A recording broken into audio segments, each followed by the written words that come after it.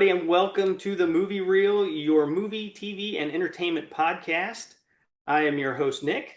And I'm your other host, Heather. And we are a husband and wife team that would like to just talk movies and television and just bring a show when we get some time. And we've had some time here lately.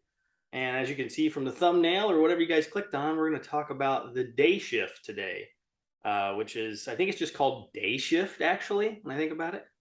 Yeah, I don't think it's just day it's not shift. the day shift, Yeah. but yes, Netflix exclusive movie, Jamie Foxx, kind of a bigger budget type movie, like $100 million. I think it took to make this movie. I saw, which is a lot. Yeah, Netflix is forking it out, man. They've got the money. I guess I don't know where they're getting it at. They're losing subscribers, but they're getting money. So somebody's paying for it. So we got some new digs. We probably sound a little different as well. We're working through a transition right now, but this will probably be our format for a little bit. We're currently working on some like new studio space and stuff. So bear with us, but we'll still try and make it a good, fun show for everybody out there tuning in and listening. So real quick, anything you want to talk about that you've been watching besides The Day Shift to getting into it? Westworld. Season finale's coming up fast. Yeah, comes up tonight. Yeah. Woo. And my usual go-to at night at The Office. Yeah. I just can't seem to get away from it. Like, I don't know why. I just get sucked back in. Such a good show. Such a good show. It's too good. It holds up. It's a great show. Yeah. Yes. Yeah, some Seinfeld for me. Did start a new show we both did called The Paper Girl. And that's an Amazon exclusive show. It's actually pretty good. Has time travel involved. I love time travel, so it's perfect for me. But yeah, you might have to check that one out too if you guys are interested in just kind of a 1980s girl to crew. Present day. Yeah, they go from the 80s to now, and it's pretty cool. You should check it out. It's a lot like Stranger Things, but with a girl cast and time travel instead of the upside down. It's simple. Yeah. So that's a good way to put it. Yeah, check it out. See what you guys think. Little bit of cleanup before we get going too much further here. Our Twitter, if you guys want to follow us over there, we really appreciate it, is at MovieReelPod. And then don't forget you can email us at moviereelpodcast@gmail.com as well. We'd love to get any sort of emails or recommendations. And we have a Discord channel as well. You'll see the links for that below. I'm not gonna read that one off. It's all kinds of gobbledygook. Which today was a recommendation. Yep. Day Shift was. That's what I was gonna say. We did get a recommendation for Day Shift on our Discord channel. So yeah, we're here to please, man. So we're about it. Let's do it. So a quick overall description of the movie for everybody. Hardworking dad out to provide for his daughter uses a boring pool cleaning job as a front for his real gig, hunting and killing vampires. Directed by J.J. Perry. So I looked into him. He was a stunt coordinator for the John Wick series. That explains a lot. Yeah, there's a lot of cool action in the movie, and we'll talk about it. There's a lot of cool action. But yeah, I guess he's been pitching this movie for about like 30 to 35, 40-ish directors that he has been working with for other movies. And it didn't happen, so he picked up a director's chair and sat down and said, I'm doing it. I'm going to do it myself. Yeah. Nobody wants to help me. I'm going to do it myself. So I thought that was very, very cool. And just real quick, I'll give you kind of a feel of what he wanted for the movie. He says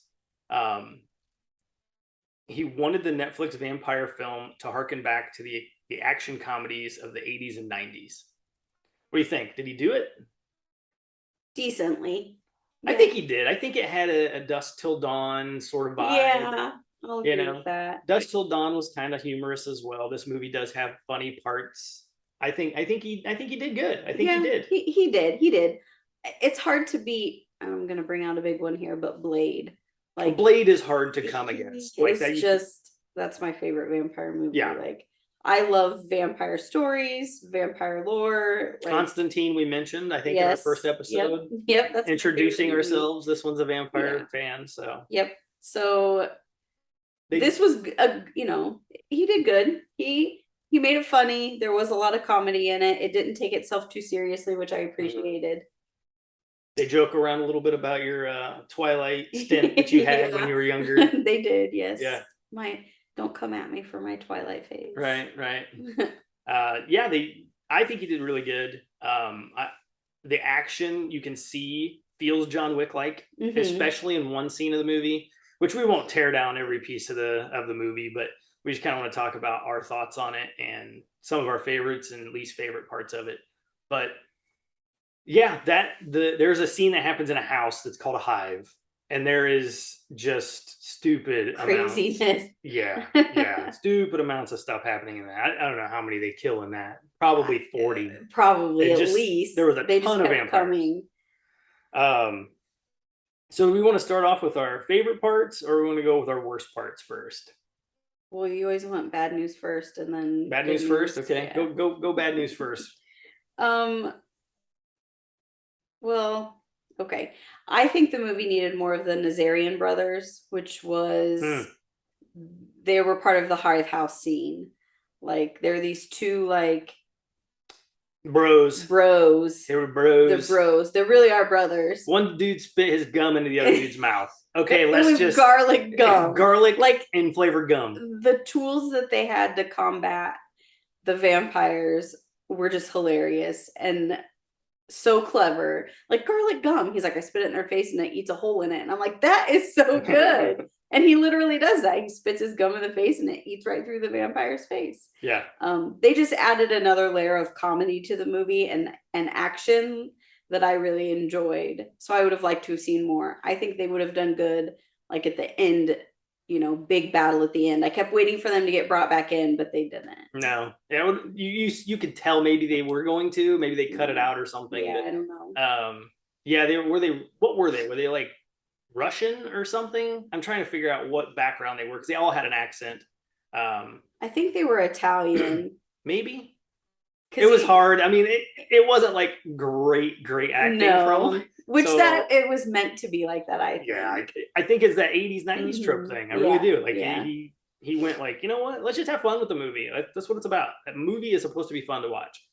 And you don't get enough of those anymore. No. They're all too serious, or they have some underlying theories and all this crap. Yeah. They could make a series out of this, though, if they wanted to. They really could. They could, yes. They could kind of make those guys could have their own series. They could have their own movie. Yeah. Or maybe like their own weekly TV show, or series. Yeah, like a spinoff. Do like a 10 episode. Maybe I need to send some ideas how they became or something. To Mr. JJ. Yeah, that'd be cool. I'd watch it. I would definitely watch it. My least favorite part, and I have two, but one of them is just kind of jokey. But I should mention that Snoop Dogg is in this movie as well. And I haven't seen him in a movie since Starsky and Hutch. So look that up, guys. It's been a while. Ben Stiller, Owen Wilson, Snoop Dogg. Been a minute. I have not seen Snoop Dogg in a movie since then. I was trying to think about it. Yeah, it's been a long time. I can't think of anything. He's been in other movies. I just haven't seen those movies. Which I was like, man, has he just not been acting, or have I just been missing all of his movies? But I don't think he's been acting. I think he's been more just doing Snoop. Yeah, being Snoop with all his money, hanging out with him and Martha chilling. Yeah, that's exactly right. I think they needed more of him. Like you say, the other bros, I needed more. He plays a character called Big John, and he's awesome. He's a cowboy. He's a black cowboy, and he's hilarious. He's tough. He's like to the point. And Snoop in a cowboy outfit and a minigun is just. Give me more. I loved it. And it was just Snoop being Snoop. He wasn't some twangy Southern black cowboy. It was just Snoop Dogg in a cowboy outfit with a big ass gun. I loved it. So that was my first little tiny jokey one. But the other one was, you mentioned the scene in the hive. I think there was a couple of just two outlandish parts. By two TOO. They were just too crazy. The one in particular was where the guy was like, send me one, bro. And he ejects a bullet out of his gun, and the other guy catches the bullet in his gun and then shoots a vampire. And all of it happens in 3 seconds. It's that's a little too far. I get it. I was just like, oh, come on. It was one of those moments. you get those in an 80s, 90s flick. So seeing after the movie was over, watching it and reading about where they were going for, I kind of forgave it, but it was still one of those like, come on, like that was just a little too Fast and the Furious for me. Like, I'm going to grab a rope with a car and swing across the 7,000-foot chasm. That kind of stuff is a little too far, but I get it. Yeah. It's okay. I let it slide. But anyway, it's not a real, it's not real. It's exactly. not supposed to take place in real life. So it was just, they kind of, other than the vampires being not real, the whole thing felt real. Mm-hmm. Like all the other things going on felt like, oh, okay, you could make a grenade with garlic. You could make gum with garlic. You could do all these things and you could kill vampires the way they're killing vampires if vampires were real. But then they did this one thing and I'm like, come on, there's no effing way that's going to be the case. There's no way. So, but anyway, that was my one little like worst part. Like, come on, Yeah. But give me more Snoop next time. Give me more Snoop. Dogg. Snoop. The O-double-G, bring him. Best part, what do you got? So I have Raiding the Nest House with the Nazarian brothers. So she's a fan of these guys, apparently. They were just hilarious. They were so out there that they were hilarious. Like you see them turn the corner when Jamie Foxx's character is like scoping out this house, and they like, are chit-chatting about it, and they're like, hey, let's just go half on it. And Jamie's like, no. And then he's like, okay, that's not a bad idea. Because like, to sum it up, Jamie's character's on probation with the union. So he has a liaison with him whose name is Seth, who his character was pretty funny. Yeah. I feel like I could have done with more of his character too. Oh yeah. But they raid this house and like they're just so tough, and they go in and there's these two kids sitting there playing video games, and they're vampires, and they just get them right off the bat. From the get-go. From the get-go. Swords and guns and then they fighting like knock on the wall, and you just hear like screeching, and like I don't know if you've ever had like bats in your house or like something in the wall, like that noise it makes. Yeah, there's movement and noise. Yeah. They can hear it, and they're like, it's a nest, and you just know mass chaos is going to ensue. Mm-hmm. And yes, mass chaos ensues. Yes, it's pretty hilarious. And the whole thing about 50-50 that they were going in with Jamie's character was like, with the whole point to Jamie in the movie is he's trying to not lose his wife and daughter. They're trying to move away, and they're not together, but he doesn't want to lose them. And he basically like gets teeth from these vampire, and then he sells them. Yeah, their fangs are worth money. Their fangs, are worth money. So that's kind of his whole thing. He has like 1 week to get enough money to pay for all these things that need done so that they'll stick around. And that's the most like quick view of what's going on in the movie. So yeah, he teams up with those guys, gets himself some teeth, and then, they continue down the road. But that was like their one team up, like Heather said. Yeah, I thought they teamed up very well. So I was kind of bummed that they didn't come back. Yeah, they didn't like each other, but they worked real good together. Yeah, it was like they were like mortal enemies, but yet they worked well together. Yeah. Kind of like common goal. They had one common goal to kill vampires, so they were good doing that together. Kind of like the elves and dwarves in Lord of the Rings. Yep, exactly. Yeah, and there was at one point where they did say that to you. There's like, I got 6. He's like, I got 5. I'll play catch up. Yeah, and then and that's what they're counting their kills. Okay, so your overall thoughts here. What was your best part? Oh yeah. Sorry, I skipped over that, didn't I? I get to talking too much about those guys. I mean, I thought it was the overall feeling of the movie. It just had a great like throwback feeling. Like I was saying, the 80s and 90s. Once I realized it, and it felt that way watching it. Like the laughs didn't feel forced. The action was great. It did have a Blade feeling to it because Blade was also not very serious. It had its moments of sincerity where it was just like, okay, hold on, like we gotta focus, and then it would just go into like crazy shit again, which was really cool. And that's what this would do. The daughter and the wife with Jamie's character were all like, and his name's Bud, but they were all serious moments usually, and then there were the fun moments that were going on. The chase scene with the daughter with the headphones on, and he's running away from all those guys chasing him and stuff was pretty cool. Some really good drone work happened as well, which I was surprised about, and I enjoyed it. It was like, imagine Fast and the Furious, but just took down a notch to make more real. As far as what I mean by that, so let me tell you what I mean by that. Like, Fast and the Furious has all these like flying cameras come in, all this kind of stuff, but you can tell it's like digital. This wasn't digital. This was like an actual drone flying from like one block to another block, and they would just speed the camera up just enough, and then like it would be right behind the car or the truck, and then it would cut to another scene, and so on and so forth. And somebody did some good work, some camera work with a drone, because all this was happening on the flies, like as these stunts were being done.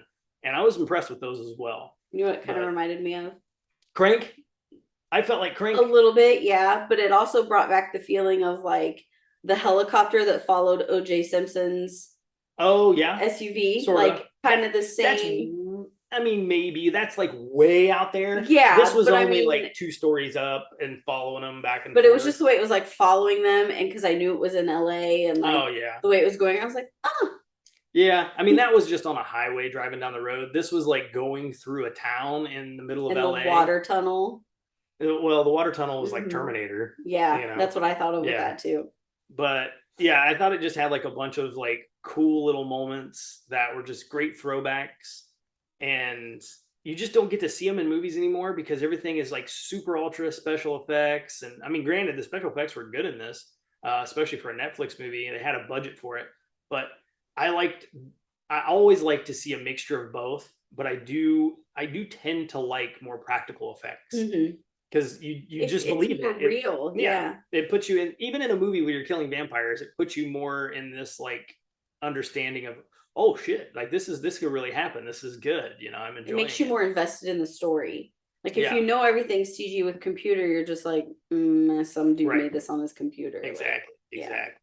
So I just like the overall laughs not feeling forced, and the nice throwbacks to the 90s, and the car chases, and the buddy cop sort of thing that was going on. I dug that a lot. That was my favorite part about the movie. Okay, final thoughts. Your takeaway from the movie. What was your final? It was a good movie. I really enjoyed it. There was a lot of good laughs. Maybe a little more background on the bad guys, but it was a solid movie. Yeah. That's a good point. Mine overall highly enjoyable, with some solid laughs for sure. Some cool broship moments, which we kind of discussed a little bit there. Not even just those 2 guys though. There were other cool bro moments that happened. And great over the top action, and it had a meaningful plot driver. Like I was invested in the plot of like, him not losing his family and succeeding in his mission sort of thing. But yeah, good point with what you're saying there. Like it could have used a little bit more description on the bad guys. And the only big reason I say that now is thinking back about it. They mentioned someone that was like 700 years old, but they never talk about him again. Yeah. They say his name twice. Yeah. El Jefe, right? Yeah. They say his name a couple times and they refer to him, and then they never went in any further than that. So maybe that's a way to like open up a sequel or something. Yeah. We'll see if this movie's popular enough. It's too new. Literally, it was number 1 this week in the top 10 of Netflix. It is the number 1 Netflix movie right now. But it just came out 3 days ago.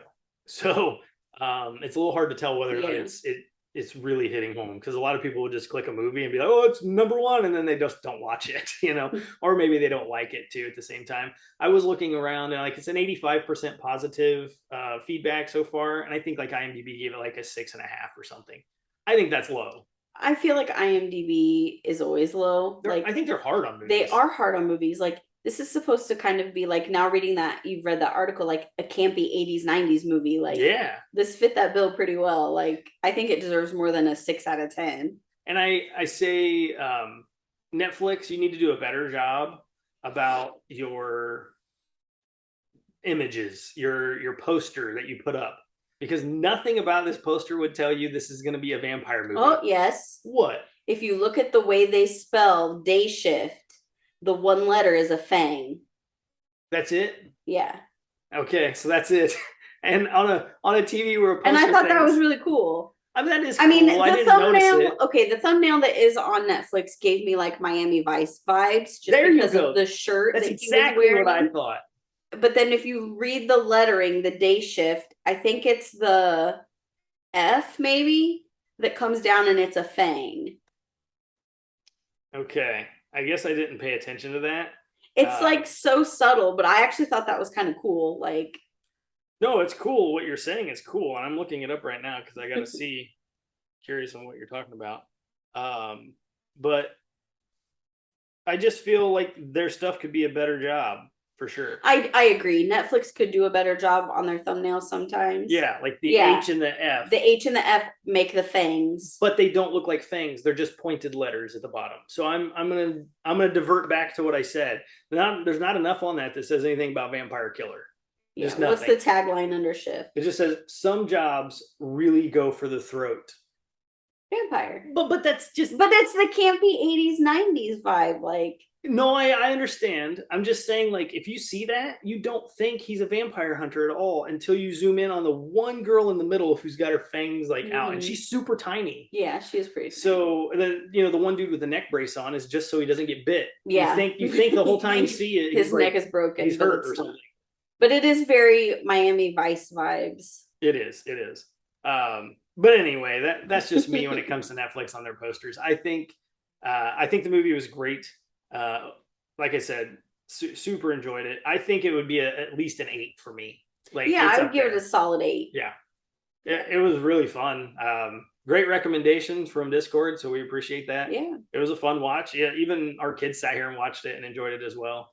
It is rated R, but it's just for like the violence. Yeah. There was no like sexual things in it or any like terrible things. If you let your kids play Call of Duty, you could probably let them watch this movie because there's not a whole lot of difference. No. And speaking of games, real quick, we do have a gaming podcast that I do with my cousin Josh over on the Loud Thumbs channel that we're part of. But this would make a great video game. It would make a great video. They can make a great series out of this. It'd be like a Left 4 Dead 4-player deal, because that's what kind of what we end up with, and you could even switch in and out and bring the bros in and out and bring Snoop in and out, that would be fun, especially toward the ending. Like the ending pays off really well in this movie. I do have to say, cool high moments. The girl that played the daughter, the character, like she was feisty, and she was really good. And she was super cute, and she reminded me of our daughter because our daughter's like that. Yeah. So it was nice. Like, yeah, she wasn't just some like little girl like, oh, Daddy, save me. She was like, I'm gonna help you, Dad. Yeah, I'm gonna be a vampire hunter. I'm gonna be a vampire hunter. No. Yeah. So, yep, definitely a recommend from us here at the Movie Reel. You guys will have to check it out. Let us know what you think about it down in the comments. And we'll be back next week. We are starting the Indiana Jones series. We're going to start watching from the beginning, and we're going to go one and just go down the road. So we'll start with some Raiders of the Lost Ark, and that'll be fun. We got Indiana Jones coming up in a year or two anyway. So let's do this, and we'll watch it then. It's getting done. It's getting done. Everything happening slower these days, but it's getting done. Also, if you like vampire movies, watch Blade. Yeah, the Blade series is great. If you're into vampires and you're listening to us now, Blade series is really good, and that's going to get a rehash as well with another movie coming out for the Marvel universe. But it's going to be hard to top those. Wesley Snipes killed it. He did a really good job in those movies. He will always be Blade. Yeah, that for us. Yeah. Wesley's always going to be Blade. This guy could step it up and do something, but we'll have to wait and see. Yeah. But I don't know. That's some hard shoes to fill. That's like a Michael Keaton, versus Christian Bale. They're both good. But Keaton's my guy. Sorry. That's just me. I know. I'm sticking to my guns on that one. All right. Well, that is it for this episode of the Movie Reel. Hopefully you guys are enjoying these. They're still a great time for us to do.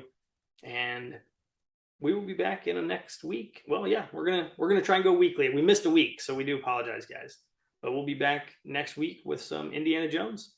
So enjoy that. And until then, everybody, go grab a remote, chill, grab some popcorn, watch a movie. Yes.